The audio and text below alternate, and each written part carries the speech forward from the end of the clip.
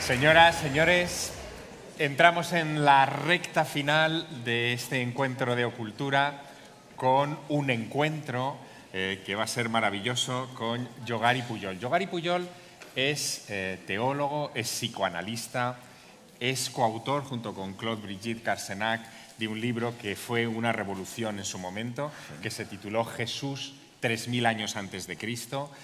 Una obra en la que por primera vez se ponía sobre la mesa los enormes paralelismos, enormes, él los precisará ahora, que hay entre textos del Antiguo Egipto y textos del Nuevo Testamento. Y esa visión de cómo la cultura egipcia sigue viva entre nosotros y de alguna manera la religión egipcia se ha transformado y sigue viva entre nosotros es realmente fascinante y explica en buena medida por qué ustedes están aquí. Porque muchas de las cosas que se cuentan del Antiguo Egipto no son ajenas a nuestra cultura, sino que están profundamente imbricadas en ella. Así que yo creo que hoy vamos a tener un paseo magistral, sorprendente, que va a remover mucho de la mano de Yogari Pujol, al que pido que le reciban ustedes con un fuerte aplauso.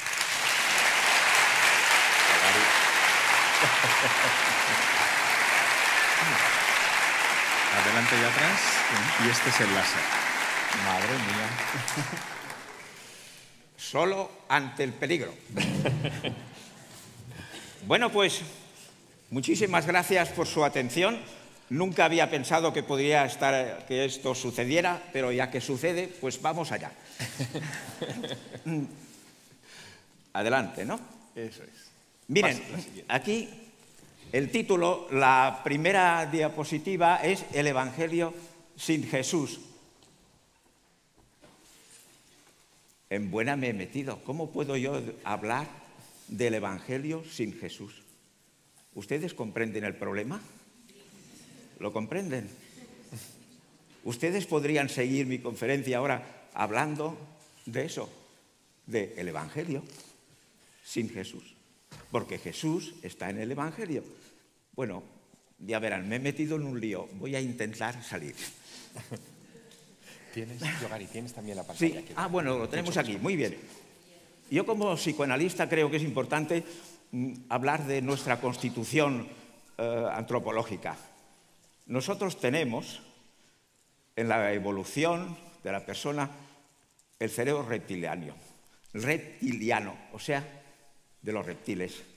Es el que, pues, las funciones de supervivencia, no es capaz de aprender, sino que es pura impulsividad, defender el territorio, protegerse y evitar riesgos. Esto lo tenemos dentro. ¿Qué tenemos también dentro? La evolución de nuestro cerebro, en lo que llamamos el sistema límbico. Es el centro de control de las emociones. Lo que nosotros decimos, con esta persona tengo química, o bien con esa persona no sé qué me pasa, pero no la puedo tragar. O sea que las fobias y los miedos existen en nuestro interior. Y luego, la parte, el neocórtex, que es el pensamiento humano, razonamiento, lenguaje, es la evolución final. Y ya sabrán ustedes, lo tengo que decir inmediatamente, que nosotros no nos movemos por ese, sino que funcionamos por este. Simplemente, una cosa rápida, San Agustín decía que lloró más cuando leyó la Eneas, sí, de Virgilio. Pues, ¿qué dijo? Dijo, he llorado más porque la reina Dido se ha suicidado porque la ha abandonado su amor. Y él dice, he llorado más por ella, casi más que por Jesús. ¿Ven? El sentimiento domina. Muy bien. Además tenemos un problema gravísimo, que nuestro cerebro no distingue entre la verdad y la mentira. Es increíble. Nosotros cuando hablamos, ahora yo por ejemplo estoy hablando y ustedes podrían decir en su interior, este está mintiendo, lo que me está diciendo este señor miente. Bueno, decimos, tenemos el sentido común. pero ya saben que es el menos común de los sentidos. Lo único que sí, y estudiando la psicología incluso animal, podemos decir que los animales también tienen ese sentido de lo absurdo. Hay cosas que nos parecen absurdas y contradictorias. Nos movemos en este pequeño campo. Muy bien, vamos a ver. El problema de Jesús. Ya he dicho antes que es el Jesús sí, del Evangelio. Hay dos posiciones centrales cuando hablamos de Jesús. Unos es la posición de los que tienen fe, o sea, los que dicen a mí que no me toquen a Jesús. O sea, tengo mi Jesús. Y prefiero, es algo muy importante que dijo Dostoyevsky, prefiero a Jesús que a la verdad. Es impresionante esto, ¿eh? Es impresionante. O sea, ¿por qué? Porque el sistema límbico nos dice que allí con Jesús estoy bien. Estoy muy bien con Él.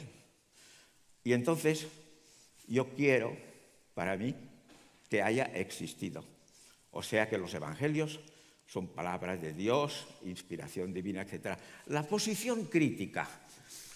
Ahora se está hablando mucho del análisis que se puede hacer del Nuevo Testamento, digamos, desde el punto de vista histórico, científico. Pues aquí tenemos que analizar el fenómeno Jesús. Y aquí es al revés. Yo prefiero la verdad a lo que me hayan dicho sobre Jesús, porque a lo mejor voy descubriendo que lo que está escrito en el Evangelio no es histórico, sino que podría ser muy bien un mito. Jesús sería un mito. O sea, lo que históricamente es verdad es la creación de un mito. Y lo mítico es la historia de Jesús. Hay un gran movimiento que vino después. En la persona humana, ya acabo de decir, que por esto lo he querido poner delante de ustedes, que nos movemos por los sentimientos. Entonces, si tenemos un personaje muy bien hecho, es que está muy bien hecho, perfecto, pues no le demos más vueltas. Además, en la antigüedad, los egiptólogos saben muy bien que vivían del mito de Osiris, que hablaremos también. Las personas humanas, ¿de qué vivimos? De los mitos. Vamos a ver una película y lloramos. Sabemos perfectísimamente que no es verdad, pero es igual, es igual. Somos así. Nuestro cerebro, el dominante, es el del sistema límbico. Pues muy bien, vamos adelante. Entonces, veamos si, por ejemplo, lo que vamos a analizar ahora, si Jesús es un mito o es historia. Ya saben, lo pueden leer ustedes, que el mito precisamente, mitos significa palabra, palabra. O sea que nos llenamos de palabras y palabras. Y es igual, es un relato tradicional, sin un autor determinado, etc. En cambio, la historia, entonces ya es distinto, porque precisamos el lugar y queremos saber el autor y queremos saber, pues, muchísimas cosas de carne y hueso del personaje. Pero fijémonos bien algo que es muy importante hablar, porque a veces caemos en lo tradicional y preguntamos, ¿quién ha hecho el Evangelio? Hombre, Mateo, Marcos, Lucas y Juan. Pues lo siento. Desconocemos del Nuevo Testamento quién, cuándo y dónde. Fíjense bien. ¿Quién lo escribió? ¿Ustedes lo saben? No lo sabemos. Esto es muy importante. No sabemos quién escribió el Evangelio. Los Mateo, Marcos, Lucas y Juan son simplemente etiquetas. ¿Dónde se escribió el Nuevo Testamento? No lo sabemos. Mi profesor de ciencias bíblicas decía, está clarísimo, fuera de Palestina, fuera de Galilea. ¿Dónde? Bueno, ¿dónde entonces? pues una de las pistas es precisamente si eran judíos, porque parece ser que sí, ¿no? Que habla de Jesús judío y que seguramente los que escribieron algo sobre Jesús y toda esa historia tendrían que ser judíos. Pero es que hay dos clases de judíos, que es muy importante. Algunos que pretenden que Jesús históricamente ha existido hablan de unas 20 o 40 cosas que realmente se pueden decir sobre Jesús. Y luego insisten muchísimo en el Jesús, digamos, de Palestina, de los judíos de Palestina. Pero es que hay otros muy importantes que son los judíos de... ¿Dónde? De Egipto.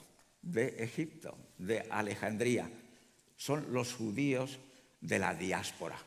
Y allí hablaremos de Filón de Alejandría. Es muy, muy curioso porque los que insisten en que Jesús ha existido no hablan casi nunca de esos judíos de la diáspora. Muy bien. ¿Y cuándo? ¿Cuándo?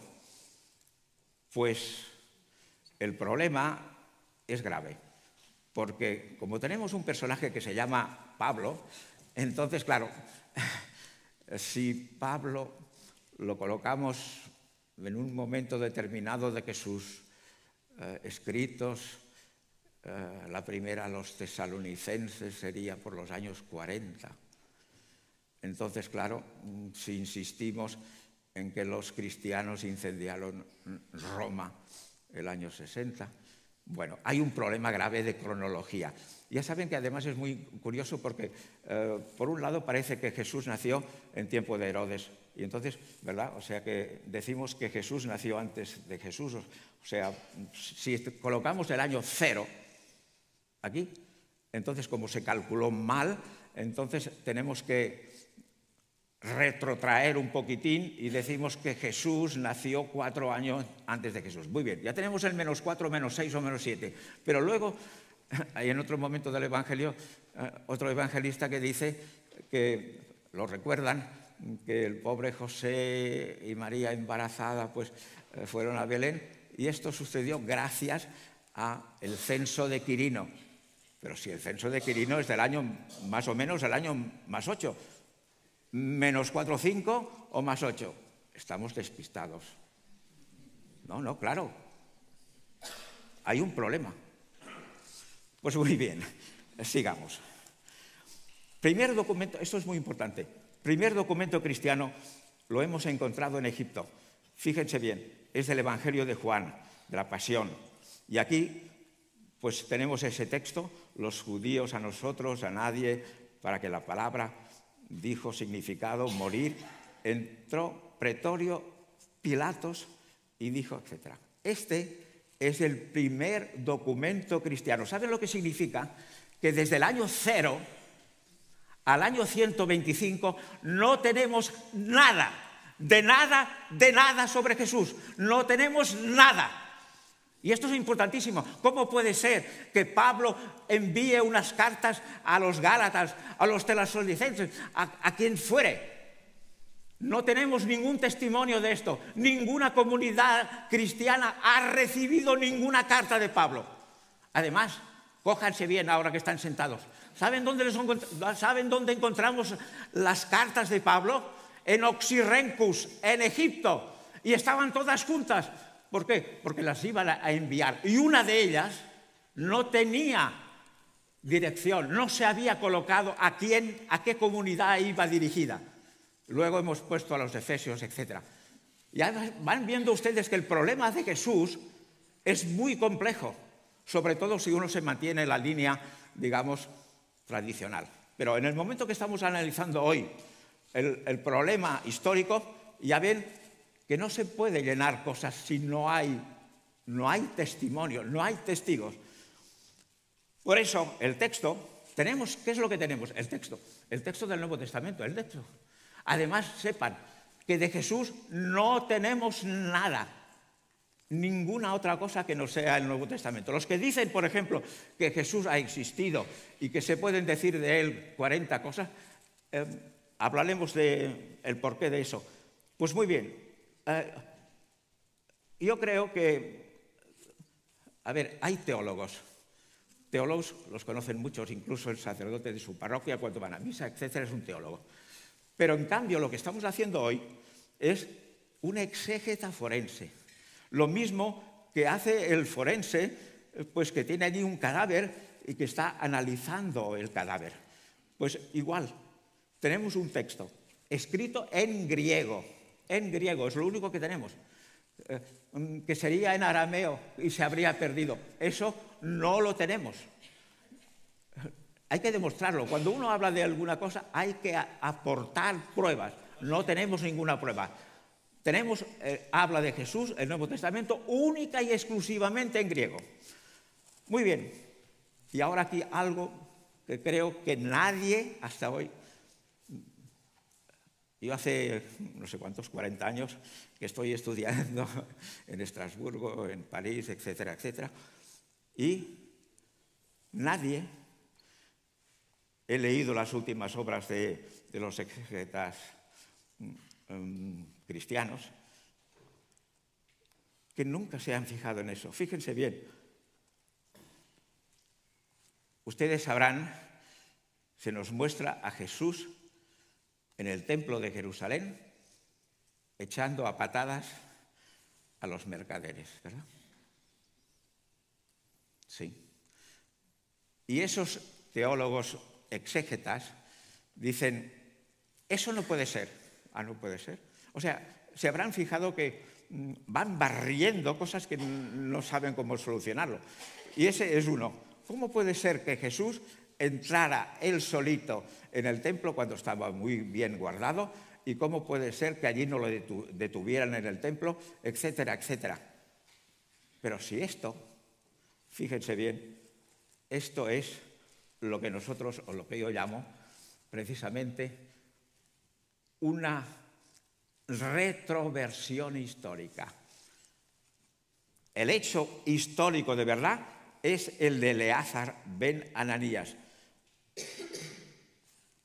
Él era el responsable del templo. Y él, celota, de estos que estaban en contra de los romanos, pues tuvo pues, una idea, eso que está escrito aquí. O sea, no aceptar las ofrendas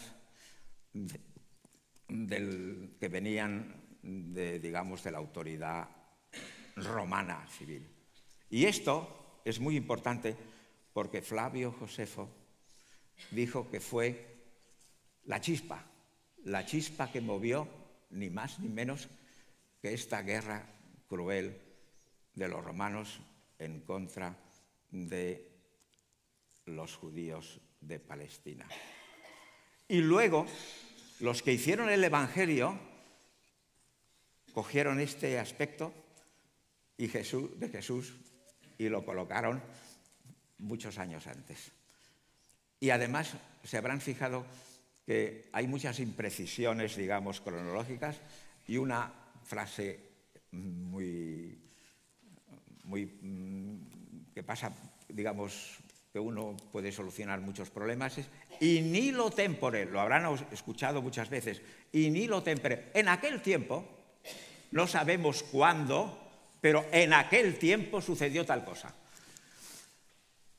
Vamos rápidos. La geografía de la Palestina y del Evangelio no es real. Se explican, por ejemplo, una cosa muy interesante es María Magdala. Los que quieren buscar en Palestina a Magdala, pues se las ven y se las desean. Pero en cambio, Magdala está donde, al lado del lago Fayum. Las cosas que pasan, que se dice que Jesús estaba en el lago, etc., es el lago del Fayum. Además hay precisiones muy importantes donde hay una pesca muy importante, hay guíalos, que esto es en el lago del Fayum. Además hay una cosa muy curiosa, es que vamos a ver, los padres de Jesús, San José, lo conocen perfectísimamente, ustedes saben que San José, ¿qué era? Era un señor que hacía, carpintero, que hacía muebles. Pero un momento, la palabra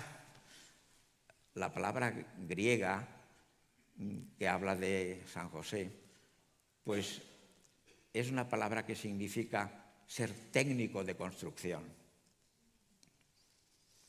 ¿Cómo puede ser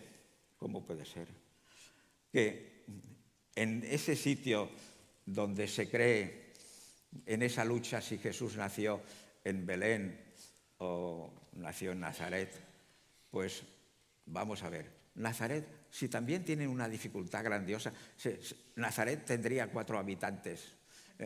¿Cómo puede ser que allí tengamos a un tectón, que significa eso, un gran técnico de construcción? Si al lado, fíjense bien, a 10 kilómetros está Séforis, una gran ciudad que estaba en construcción. O sea, si yo voy allí a Nazaret y pregunto, ¿dónde está su hijo Jesús? Hombre, ¿dónde quiere que esté? Está en Séforis, porque allí están pidiendo la mano de obra. Pues Séforis no consta en el Nuevo Testamento. Y Tiberíades, que era luego la capital de Galilea junto al lago, es muy curioso. Jesús se pasea por el lago, pero no va a Tiberíades. Algo muy importante es Vladimir Prop.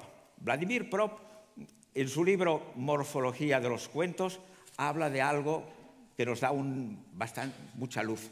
¿Por qué? Porque dice que en cualquiera de esos textos, digamos, especiales, se encuentran lo que se llama 40 características. Y entonces los que creen en Jesús de Nazaret dicen, muy bien, 40, empecemos. Que Jesús tenía a su padre y su padre era un tectón. Esto hay que probarlo. ¿Por qué?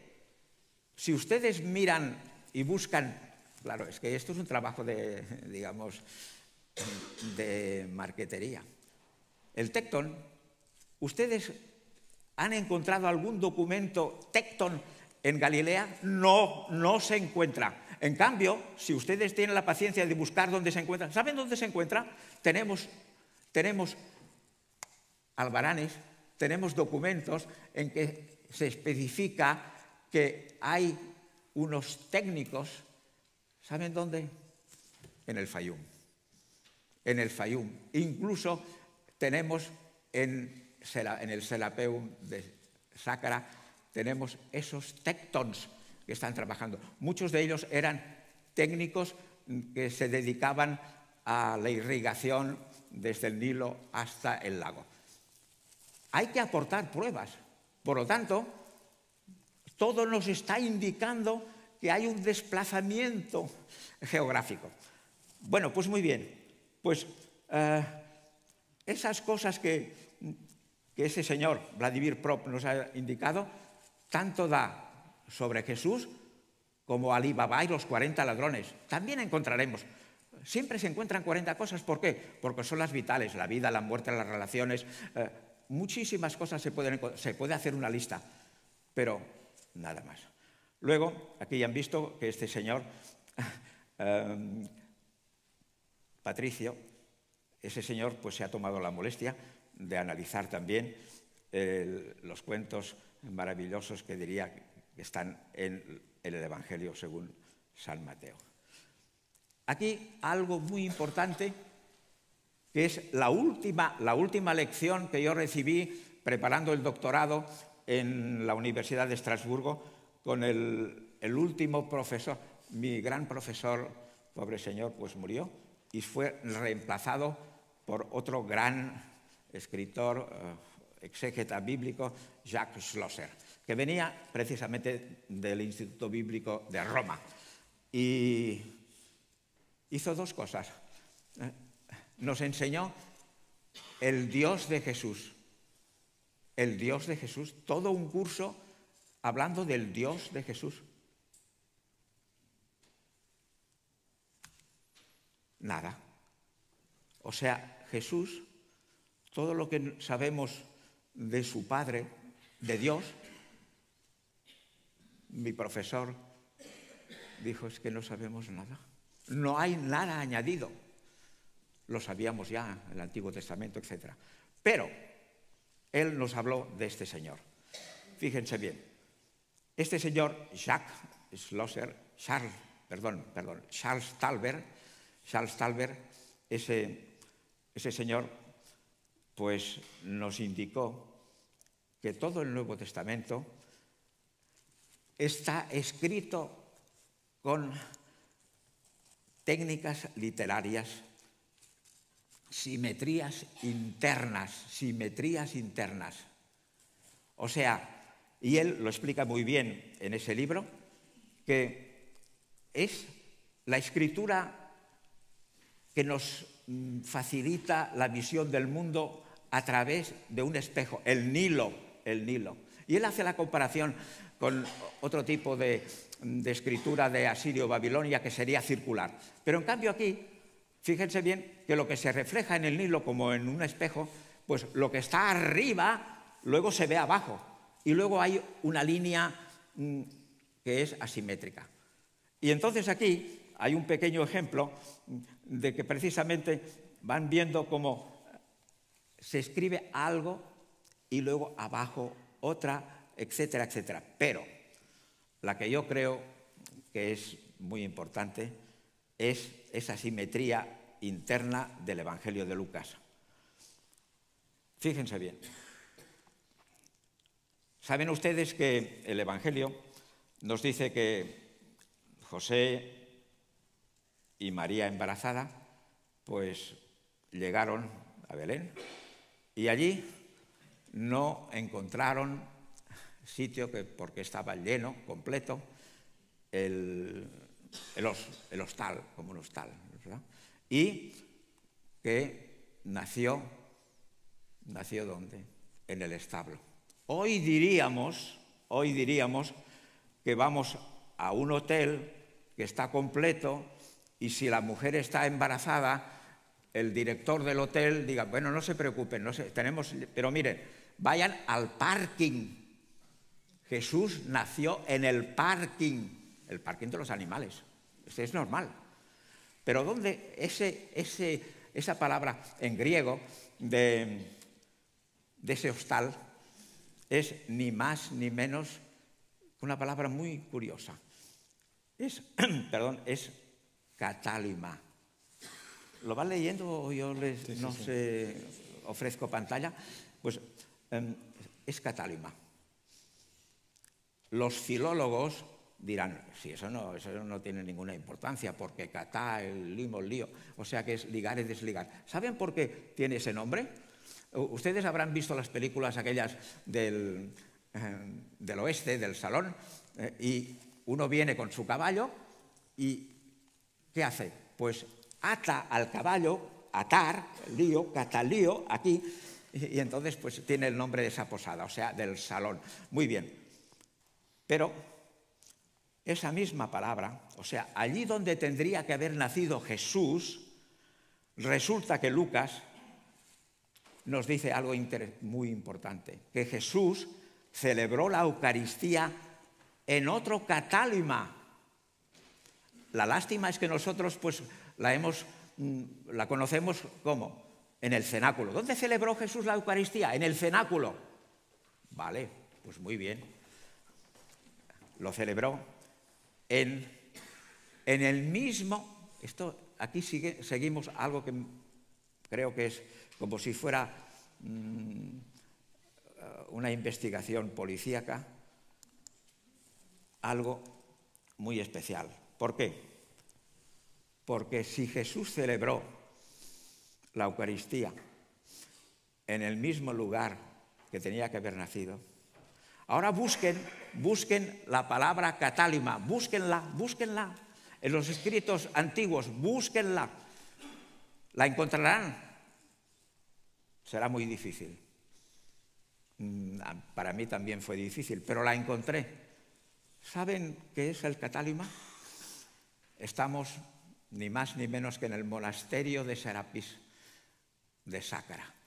Allí hay precisamente esas salas, esos albergues. Es el albergue de los peregrinos. el albergue de los peregrinos, que, bueno, la traducción ya se la digo yo exactamente, o sea, se ha encontrado en un texto de los que se llaman Urkunden der Ptolemäer Zeit, o sea, los documentos en tiempos de Ptolomeo.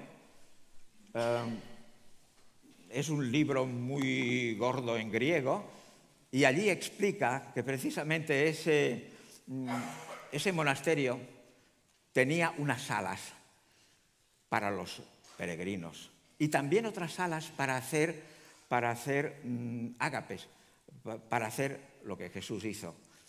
Además, algo muy importante, tenemos otros textos que nos dicen que hasta el siglo IV se hacían ágapes en honor de Serapis. Ahí lo tenemos. ¿Quién es Serapis? Pues bueno, es ese dios greco-egipcio, es una amalgama, es un café con leche. O sea, vamos a ver, los dioses los han creado todas las personas humanas y sobre todo los que tienen poder. Y aquí, Ptolomeo, en el momento en que es el jefe con lucha, el jefe de Egipto, tenemos un templo también de Ptolomeo I. O sea que pasa a unos honores divinos. Hasta hace poco, al menos yo lo he leído hace poco, que se ha descubierto el templo dedicado a Ptolomeo I. ¿Por qué? Porque claro, ya saben ustedes, aquí lo han explicado, estoy en un ambiente que yo hago el ridículo en muchísimas cosas porque han explicado muy bien las cosas aquí. ¿Y qué nos han dicho? Pues que en Egipto, pues el faraón es la expresión de la divinidad y Ptolomeo I también. Pues muy bien, entonces ¿qué hace? Pues hace Osiris II, que es Serapis. O sea, se toma Osiris y luego se pone aquí, como es griego, pues se pone aquí pues Zeus o algún otro dios, se hace una amalgama y tenemos a ese dios greco-egipcio para contentar las élites de Egipto, que fracasó, no fue la cosa muy bien, hacer contento a los griegos que vivían en Egipto y a los autóctonos y todo, bueno, no fue, pero en cambio sí que Serapis tuvo un gran éxito. La prueba es que aquí en España tenemos varias representaciones, una de esas cabezas creo que está en Valladolid, etcétera, etcétera. O sea que la gran expansión de Isis y Osiris y Serapis fue muy grande. Muy bien, es eso. Pero aquí es interesante porque es un dios próximo a los humanos. Es el médico de las almas, el curandero de los cuerpos. Y Pablo no ha existido, ahora hablaremos. Pablo es un constructo literario increíblemente bien fabricado. Pero, ¿qué se dice de él? Dice que era administrador de los misterios del Dios. Lo mismo que Pablo de Tarso en las segunda Corintios 4:2. ¿Ven? Allí se dice de él que era un administrador de los misterios del Dios, exactamente como se explica a los de Serapis. El inexistente Pablo de Tarso es un clónico, gobernador de Elefantina. Sí, es muy interesante y eso lo descubrí hace poco porque supongo que ya habrán visto que eso de Egipto es un no acabar nunca, O sea que podríamos estudiar miles de años. Y eso de la autobiografía, ese gobernador de Elefantina, que se llamaba Herkuf, en el año menos 2300 o algo así, pues entonces escribió una autobiografía hablando de sus 4 viajes, Pablo también. Pero bien, no solamente eso, sino mucho más. Pero bien, y luego, algo también muy, muy importante, que es también Pablo, fabricado por el gobernador romano de Alejandría. Roma conquista Egipto y envía a un gobernador y varios más. Pues muy bien. Y ese se llama Flaco. Filón de Alejandría, porque ese Flaco cometió 1001 barbaridades con la población judía. Lo mismo que se dice que Pablo, pues, que era judío y luego yendo al camino de Damasco, pues tuvo una visión. Aquí es interesante, podríamos hablar mucho rato, como no vamos seguramente mal, pues Mateo, en el Evangelio de Mateo, es el único que habla de sueños. Esto es muy curioso. O sea, sería el pre-Freud. Estaba muy interesado en los... En cambio, de aquí, de Pablo, en el camino de Damasco, ya saben, eso de que se cayó del caballo, olvídense, esto no existe en el... Esto fueron los pintores más tardíos que pusieron a eso, pero nada de... Pablo no se cayó del caballo. Pero bueno, ¿qué pasa? Que está ligado también con otro gran texto que es el náufrago y la serpiente dios Amon-Ra. Pero vayamos primeramente con ese contraflaco. Ese gobernador que Roma envió, pues se puso a torturar y a crucificar a judíos. Exactamente lo mismo que podemos leer casi con las mismas palabras que ese Saulo, pues hizo con los cristianos, no, dice, los seguidores de la nueva vía. Y no solamente eso, ese Flaco, pues, ¿qué ocurrió? Pues que lo llevaron a Roma, etcétera, etcétera. O sea, muchísimas cosas en ese libro que he escrito sobre Contraflaco, que es de Filón de Alejandría, y haciendo el paralelismo, ustedes verán cómo hay muchísimas cosas, pues casi idénticas. Pero, Yogari, tenemos que acelerar, ¿eh? Que veo que tienes... Señoras y señores, yo... muchas gracias por su atención. No. Queda mucho. Vamos a ver.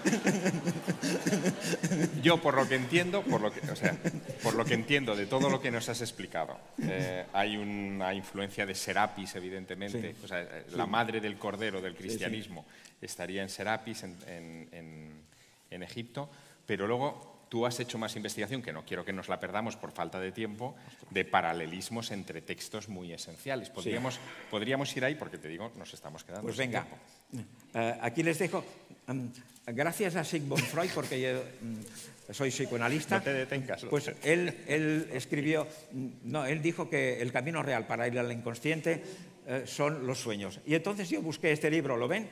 Aquí, los sueños, les songes, y encontré uno que decía precisamente que la sombra del Señor se apareció a Maí Tusquet y le dijo, tendrás un hijo que se llamará Osiris. Y luego yo hice ese libro que es Érase una vez Jesús el egipcio. Es ese cuento que se llama el cuento de Sen Medós. Pues muy bien, fíjense, es la Anunciación, es muy interesante porque aquí tienen las dos, creo que lo pueden leer, pues es clavado. O sea... Es un texto del 1000 antes de Cristo, ¿no? El cuento de Sedme, más o menos. No, el Sedme de dos, aquí han hablado mucho de los jeroglíficos. Ese no. Ha habido una transformación, primero los jeroglíficos, luego el hierático y después una lengua pues cursiva, o sea, que ha venido después, o sea, que no está escrito. Es del año menos, estamos hablando del año menos 400 o algo así. Pues muy bien, en ese texto pues se habla de que precisamente se incubaban los sueños, o sea, se iba al templo las personas que querían tener hijos, etcétera, y allí tenemos en ese cuento pues que se aparece a Maí Tusquet y le dijo, tendrás un hijo que se llamará así Osiris. Tusquet después estudiando. A partir de aquí yo me puse a estudiar la egiptología en profundidad y el texto, pues también en saber, poder comparar el original con el griego. Y Tusquet, ¿saben lo que significa Tusquet? La llena de gracia. ¿No les suena para nada eso? La llena de gracia. Pues es el nombre de Tusquet. Y su hijo es Sí-Osiris.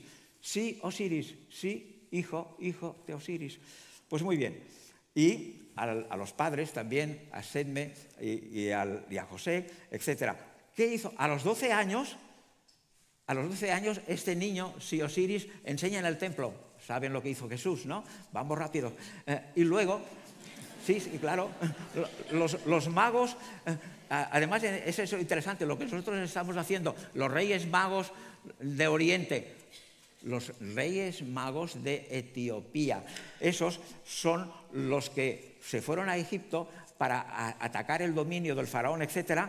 Y luego aquí tenemos una escena muy interesante, porque el Mateo sigue muy bien, es que los evangelistas siguen pero muy bien los textos egipcios, pero el Mateo lo hace muy bien. Sabe, aquí se ve muy bien, que esos magos de Etiopía pues son vencidos ¿por quién? Por Sí-Osiris. Y aquí a Jesús, cuando nace, ya vienen esos magos y se postran a Jesús. O sea que ya desde el primer momento ya Jesús nace como vencedor.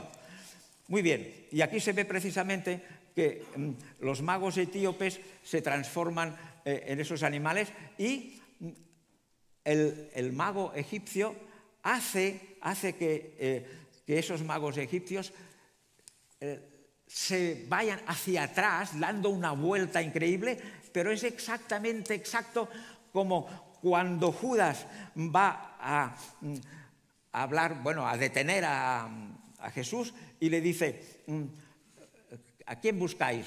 Dice, a Jesús, yo soy. Y entonces les hace caer hacia atrás, exactamente repitiendo la misma fórmula. Muy bien, o sea, ahí está el combate final, la derrota de los magos etíopes y las derrotas de Judas, etc. Hay otro cuento que es el cuento de Sedme I. El cuento de Sedme I, acabo de publicarlo, que también es para mí un gran placer. Pues entonces, ¿qué ocurre aquí con ese cuento que es también en la misma línea del otro, complementario? ¿Qué ocurre? Pues eso, aquí ¿qué habla? Es el poder del libro de la vida, es el libro de Tot. Y el libro y el Evangelio, pues habla también de eso, del poder, o sea, el poder de Jesús. Y fíjense bien que el buen samaritano, eso que nosotros leemos en Lucas 10, va siguiendo el mismo esquema. ¿Lo ven? O sea, tienes que darle otra vez. Taneferká es el protagonista es el hijo del faraón. ¿Qué es lo que quiere? El hijo del faraón lo que quiere es tener el libro mágico de Tot. Cuando los dioses se fueron, Tot dejó el libro mágico. El libro estaba, ¿dónde? En el Nilo, dentro de 6 cofres. En el Apocalipsis habla de los 7 sellos, copiado exactamente. Pero en fin, muy bien. Entonces el cuento ese de Sedme I es la historia de ese faraón, de hijo del faraón. Y entonces, pues, ¿qué le ocurrió? Él se fue con la familia y cuando él pudo obtener en el Nilo el libro mágico, evidentemente que tuvo la ira del Dios y su mujer se murió inmediatamente, su hijo y su mujer y luego él. Y entonces esto es precisamente lo que leemos fíjense bien, un hombre bajaba de Jerusalén a Jericó, allí es de Coptos a Menfis, herido de muerte, y un sacerdote y unos levitas pasaron de largo. ¿Por qué pasaron de largo en el cuento egipcio? Porque evidentemente que como traía consigo, se había quedado en el barco del rey, en el barco del faraón, era el hijo, pues entonces quedó fulminado, pero con el libro, y quedó en el áncora.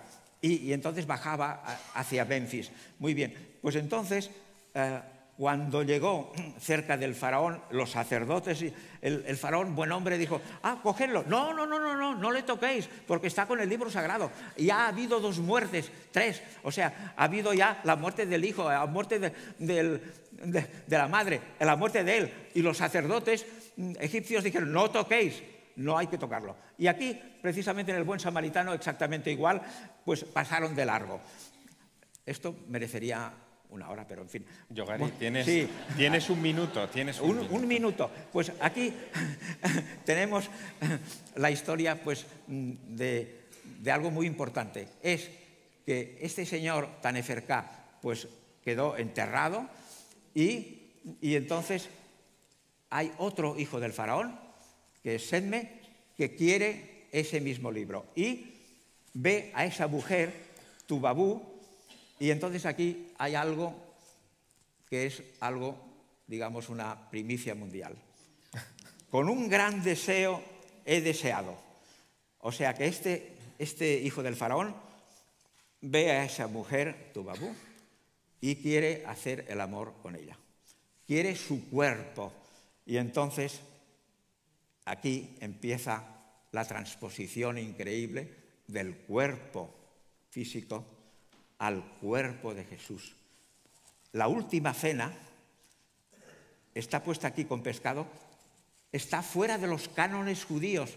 Los que insisten que Jesús era judío, aquí está la prueba. Jesús no podía ser judío porque los judíos tienen, digamos, horror de la sangre, etc. Este es el primerísimo.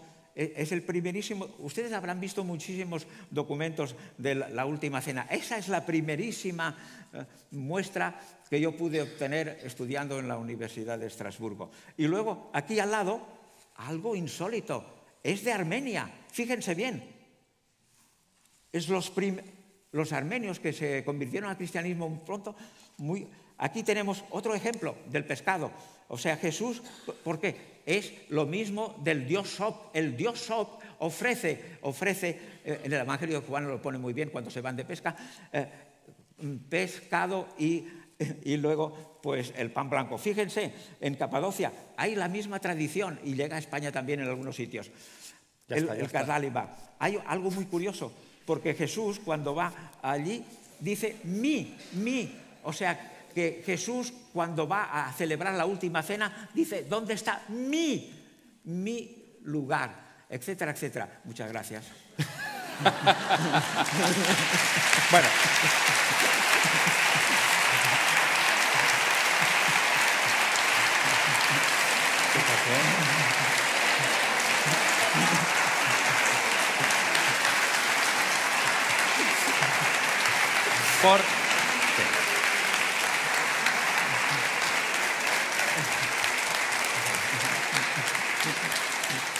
Si me permiten, Yogari, yo tengo que pedirte que resumamos en titulares esta historia. A ver si me ayudas. Hay un proceso psicológico en el ser humano que le lleva a construir siempre los mismos relatos desde la prehistoria y que los van adaptando, cambiando los personajes y los pequeños detalles. ¿Y tú crees que ese proceso psicológico, que es con el que se construyen los mitos, sirve también para construir la religión cristiana? Sí. Esto estaría bien dicho, ¿no? Sí. Punto 1. Punto 2. Voy a ponerle nota, ¿eh? No. A ver si me he enterado, porque claro, esto es complejo, es toda una vida investigando, tú quieres resumirlo en un tiempo breve y es muy complicado. San Pablo no existe. No. Vale, eso también me ha quedado claro. Pero lo que hay detrás es una comunidad de creadores de mitos, digamos, que son de origen egipcio. Sí. Que están en torno al culto a Serapis. Sí. ¿Vale? Sí. Pero estos más o menos viven que en el siglo IV, desde el siglo tercero, cuarto de nuestra era, más o menos, o son anteriores. No, ya No. empezamos. Esto viene de antes. El siglo segundo. Segundo, o sea, Sí. todo este constructo, esta adaptación que es progresiva, obviamente, Es después de la caída de Jerusalén, o sea, del templo de del Jerusalén. templo de Jerusalén, Sí. ¿vale? Ujú. Tercero, ¿qué hacemos con Jesús entonces? O sea, no existió. No. Es un constructo literario fantástico. Fantástico. Detalle fabuloso de esta historia que ustedes no saben. Yogari Buyol fue sacerdote, ¿no? ¿Dejaste de ser sacerdote porque encontraste esto? Sí. Porque yo no podía continuar a decir algo que no creyera. Simplemente eso. Bueno, pues uno tiene que ser fiel a sí mismo y es lo que he hecho. Yo pienso pues que hay que decir la verdad. Y hay muchísimas cosas.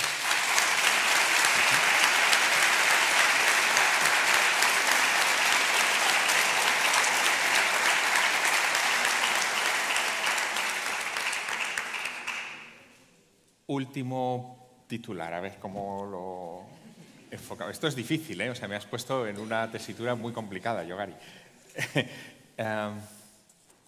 ¿Qué hacemos entonces con el cristianismo? El cristianismo ha cogido la flor y nata del gran pensamiento egipcio. O sea, aquí tenemos precisamente la Virgen del Pilar. Es Isis. Pero es que hay una... Yo no sé si vuelves hoy a...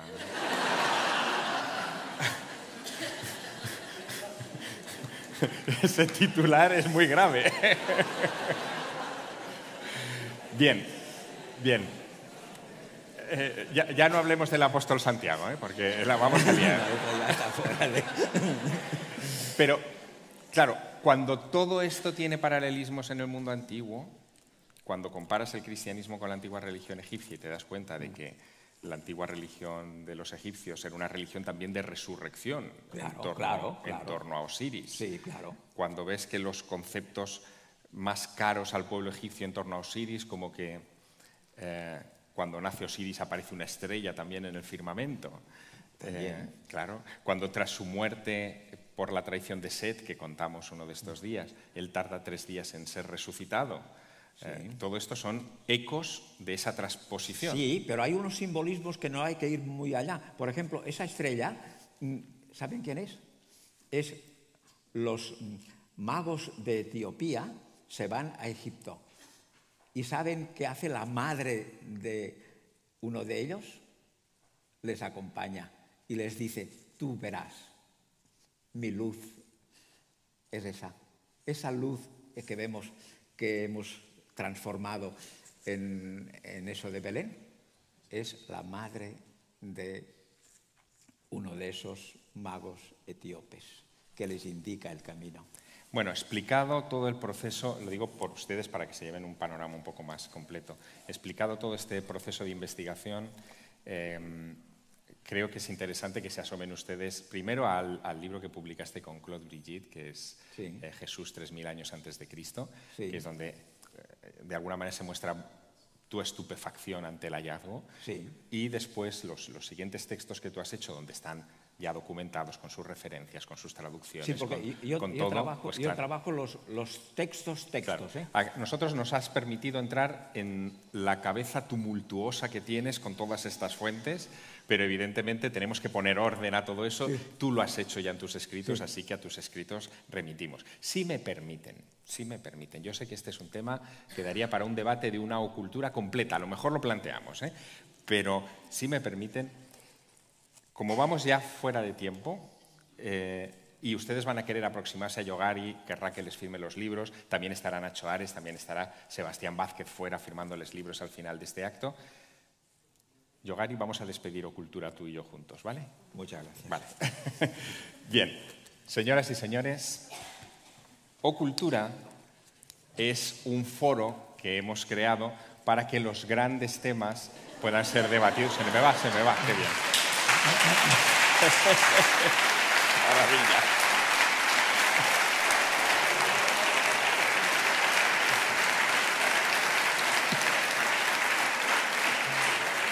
Me encanta. Ocultura es un foro, como les decía, en el que los grandes temas están abiertos a ser debatidos desde muchos ángulos. En este caso era el Antiguo Egipto, era el aniversario del descubrimiento de la tumba de Tutankamón y con ese pretexto hemos querido ofrecerles distintas ópticas. Ya ven que Ocultura conecta con el cristianismo, conecta con Napoleón Bonaparte, conecta con mil cosas porque Egipto somos nosotros. Les quiero dar las gracias por estos 4 días de asistencia tan entusiasta y por el cariño que nos han demostrado a todos, de parte también de todos los, de todos los que han contribuido a que esto sea posible, que han sido muchas personas, desde el personal del auditorio, que ha sido exquisito, maravilloso, todo el equipo que organiza cultura desde el Ayuntamiento de Zaragoza. Por supuesto, nuestros patrocinadores como Movistar Plus y A Contracorriente Film, que nos han permitido mostrarles algunas de sus producciones que son fantásticas. También hay un mensaje especial de Autores de Viaje. Acaban de inaugurar su web, autoresdeviaje.com, y ellos organizan viajes especiales. Yo les acompaño a muchos de ellos para poder explorar todos esos rincones del mundo. Pero déjenme que les cuente una cosa en confidencia. Yo también hago la mía de Tutankamón. Yo no sé si ustedes son oyentes de podcast. Muchos sí, ¿verdad? Bueno, evidentemente el podcast hay de muchos tipos, de muchas categorías. A mí me han pedido hace poco que trabajase en un podcast diferente y se me ocurrió plantear un podcast de ficción, una especie de radionovela que pudiera estar ambientada en alguno de mis episodios o momentos favoritos de la historia. Elegí el descubrimiento de la tumba de Tutankamón. Todavía no está estrenado, pero se va a estrenar. Probablemente será en diciembre, finales de noviembre, primeros de diciembre. Pero miren, no he podido resistirme a traerles un fragmentito de audio de lo que estamos haciendo. El podcast lo que cuenta es algo singular, ya puestos a desarrollar la imaginación. Lo que propone es que en 1924, en la primera visita que hace Howard Carter a España, invitado por el Duque de Alba, el Duque de Alba tiene la gentileza enorme de irse a por Howard Carter a la estación de Auschwitz en París y traérselo a Madrid para que imparta una lección magistral en la residencia de estudiantes. El tren entre París y Madrid era un tren maravilloso, el Sud Express, era un tren fabuloso de la época. Aquel vapor tardaba 16 horas desde París a Madrid, para que ustedes luego se quejen del AVE.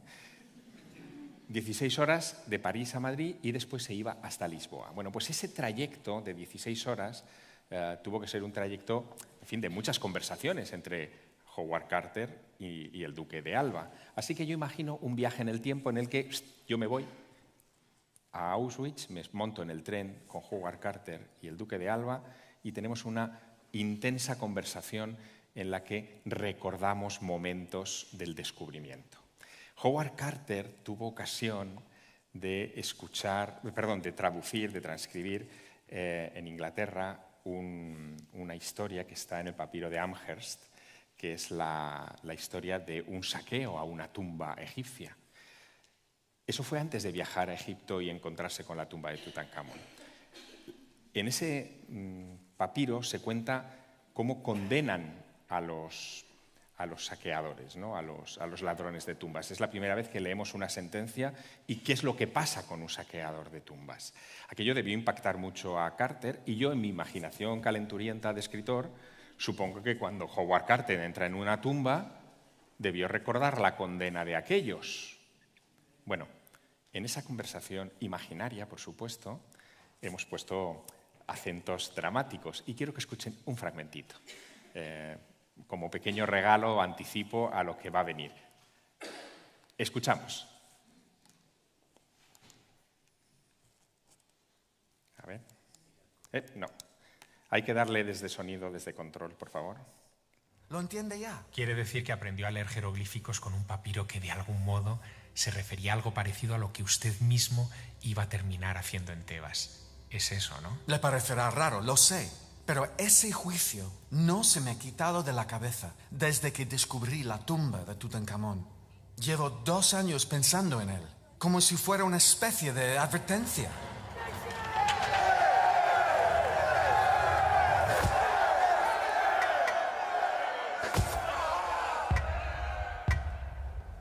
Repetid ahora ante este tribunal vuestra confesión.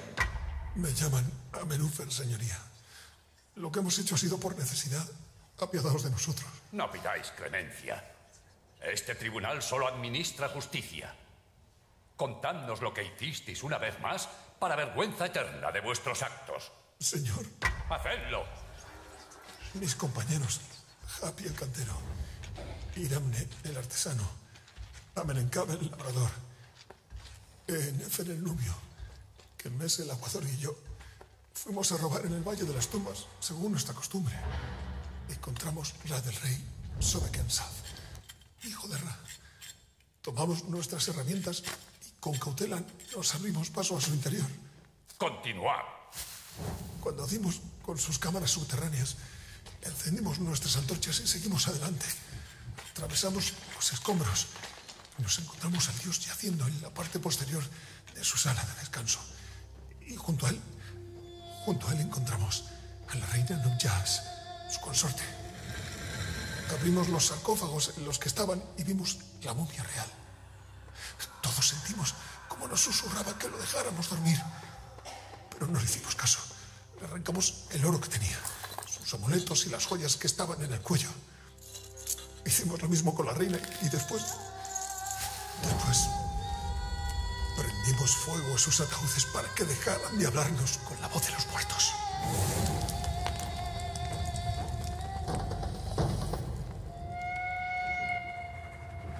Este es el tren. Volvemos. Dígame, señor Carter, ¿por qué le impactó tanto ese relato? Las historias de ladrones de tumbas son habituales en Egipto. Y esta no parece muy diferente de otras. En eso se equivoca.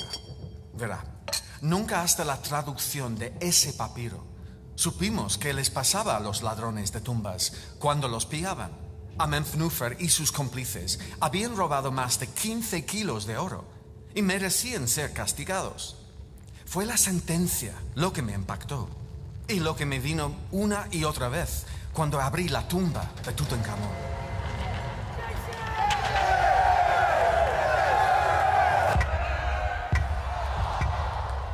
Mard, diosa de la justicia, hace pública su inapelable decisión. Por interrumpir el eterno descanso de Sobekensaf y su esposa, por alterar el viaje de sus almas a la Menti, por robar y traficar con su sagrado ajuar, sois condenados a muerte por empalamiento. ¡Hágase!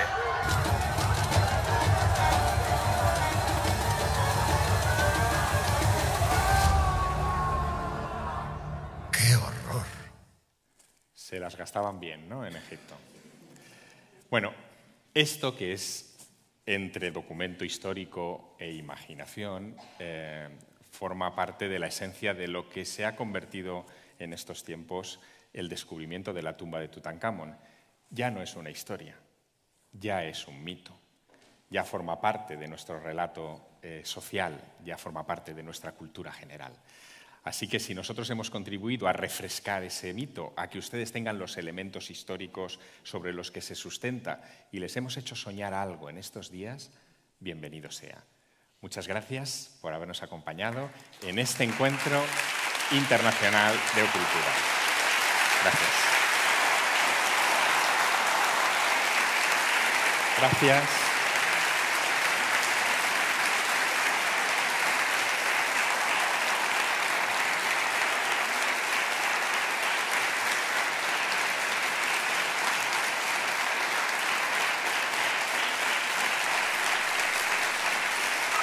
Gracias. Les espero. Gracias. Gracias.